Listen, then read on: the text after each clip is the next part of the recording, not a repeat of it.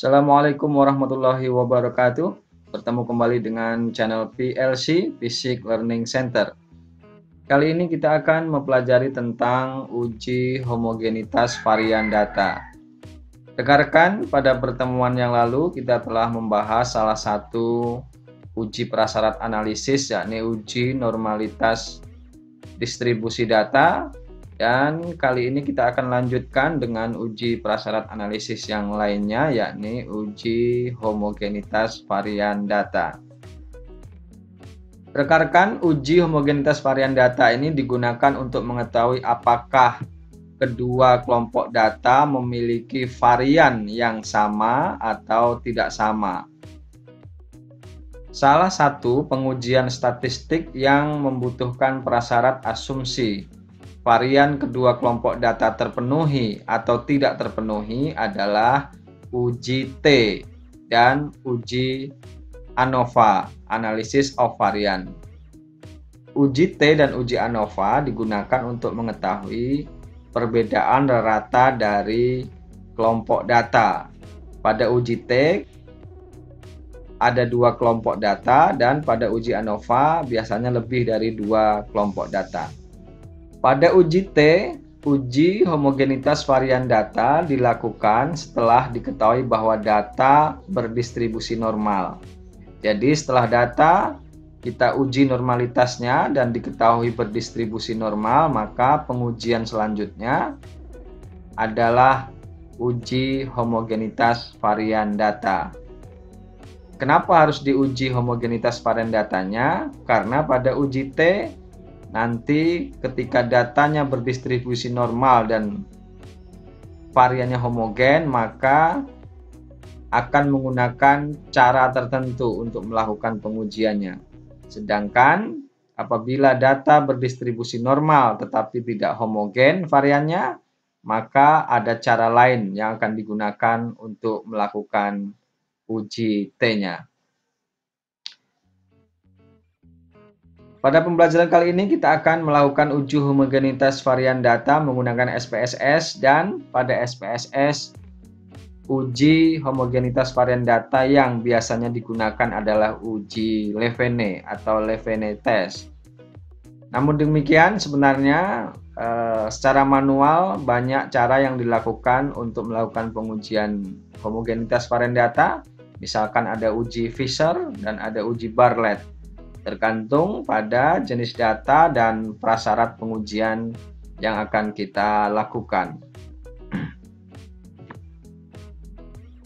Rekan-rekan, di sebelah kanan ini ada data skor tes kelas eksperimen yang diberikan perlakuan pembelajaran dengan model inovatif, dan kelas kontrol yang diberikan perlakuan pembelajaran dengan model konvensional.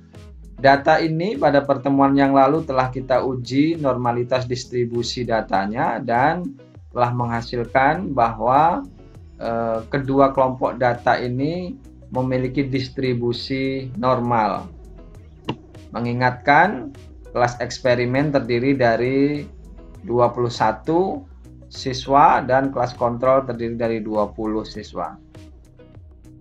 Jumlah data dari kedua kelas ini sebenarnya terbilang kecil karena kurang dari 30. Umumnya pada saat uji normalitas, jumlah data yang kurang dari 30 akan menghasilkan distribusi yang tidak normal, namun tidak selalu demikian.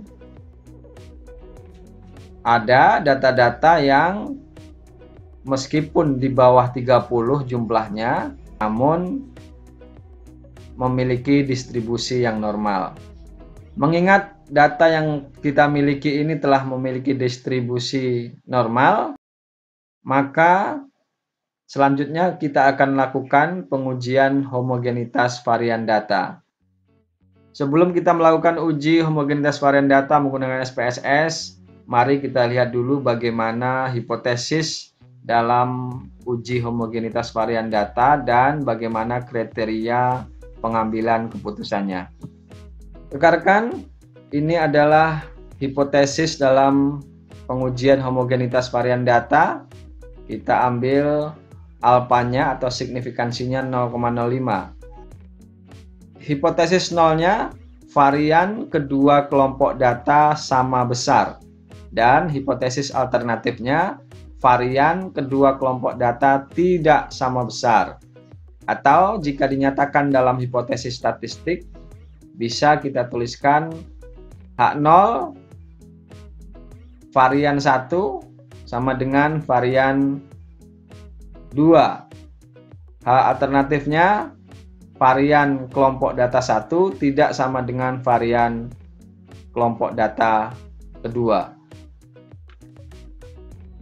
Dan ini merupakan kriteria pengambilan keputusan yang akan kita gunakan, yakni jika nilai sig hitung atau sig yang terdapat dalam output SPSS nanti lebih dari atau sama dengan alfa, maka dapat dikatakan bahwa varian kedua kelompok data sama besar.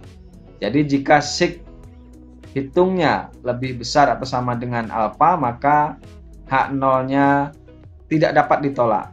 Dengan kata lain, H0-nya diterima. Namun jika nilai sig hitung yang terdapat di dalam output SPSS nanti kurang dari alfa, maka dapat dikatakan bahwa varian kedua kelompok data tidak sama besar. Dengan kata lain, H0-nya tidak dapat diterima. Atau dengan pengertian bahwa H alternatifnya lah yang akan kita terima. Baiklah, kita langsung saja ke lembar kerja SPSS. Di sebelah kiri ini merupakan lembar kerja SPSS dan di sebelah kanan ini merupakan data hasil belajar yang telah diorganisasi dalam file Excel. Nah, sekarang seperti biasa kita akan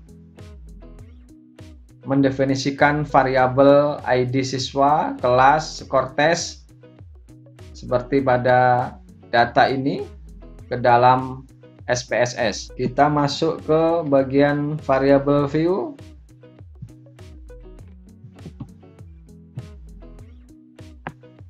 Kita tuliskan ID siswa.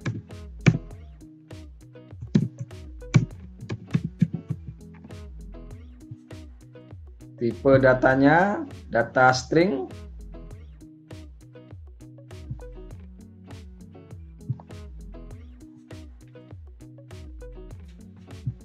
Labelnya kode siswa. Ya.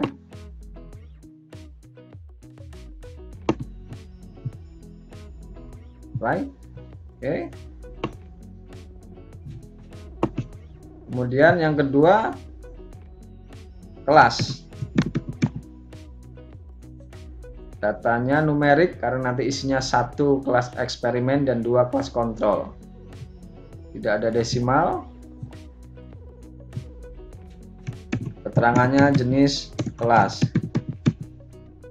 Value di sini kita tuliskan 1 kelas eksperimen, 2 kelas kontrol. Oke. Jadi keterangan di sini sesuai dengan data pada Excel ini ya, bahwa untuk kelas eksperimen kodenya 1 dan kelas kontrol kodenya 2.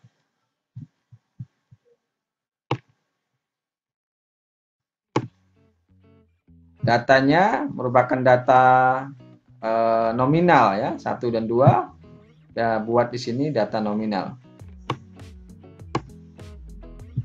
Yang ketiga adalah skor.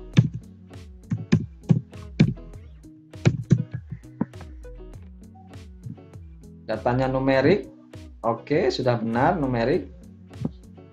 Kemudian skornya ini tidak ada mengandung bilangan koma sehingga desimalnya kita buat 0. Keterangannya skor hasil belajar. Ya, value 0.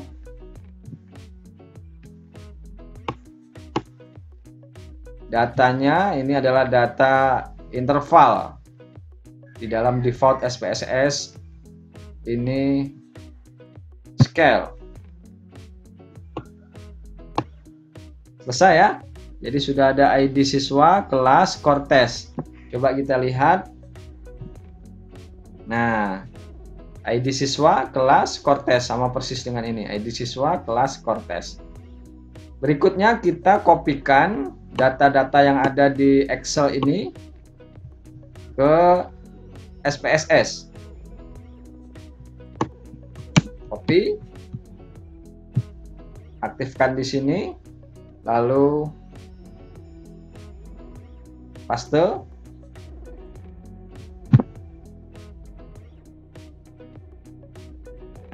Nah, kalau kita lihat semua data-data yang ada di Excel ini sudah masuk ke dalam halaman kerja SPSS.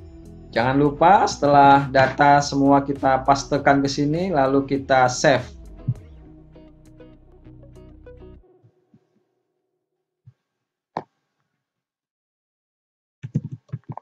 Data SPSS uji homogenitas varian data.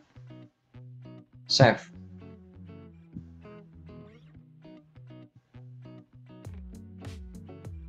Selanjutnya kita langsung akan melakukan uji homogenitas varian data. Adapun langkah-langkah yang pertama, klik Analyze,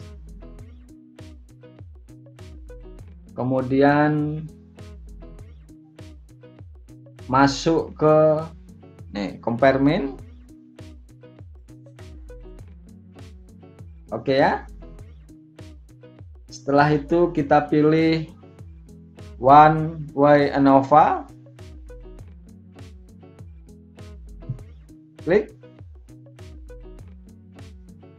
Skor hasil belajar kita masukkan ke dalam kotak dependent list.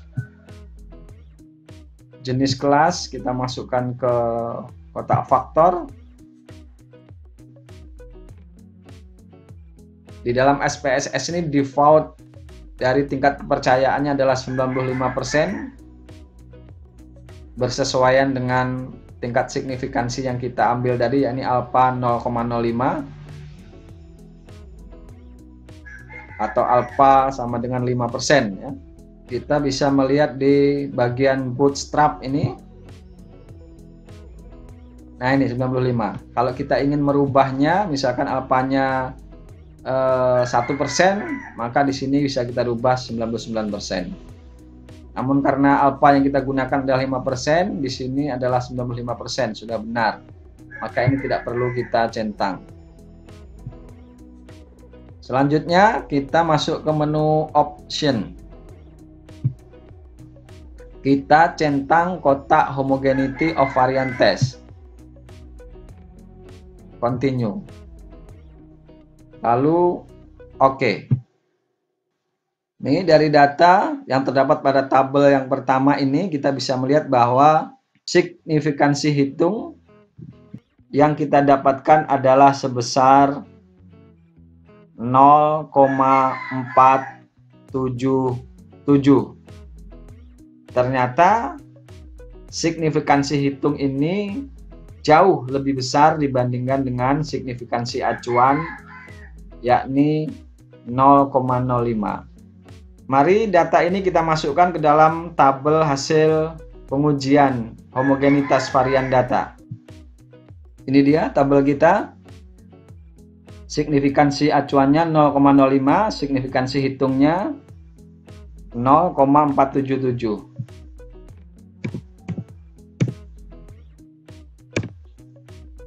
(0,48) kita bulatkan. Kriteria pengambilan keputusan, terima H0 jika sig hitungnya lebih besar daripada 0,05 dan tolak H0 jika sig hitungnya kurang dari 0,05. Dari data ini kita bisa melihat bahwa sig hitungnya jauh lebih besar daripada 0,05. Dengan demikian keputusannya adalah terima H0. Kita hapus. Ini berarti bahwa kedua kelompok data memiliki varian yang sama besar. Sehingga kata yang tidak sama ini kita delete. Jadi dari hasil pengujian homogenitas varian data menggunakan uji Levene test pada SPSS dapat kita peroleh bahwa data kita sesungguhnya memiliki varian yang sama besar. Demikian pembelajaran kita kali ini, mudah-mudahan memberikan manfaat untuk kita semua.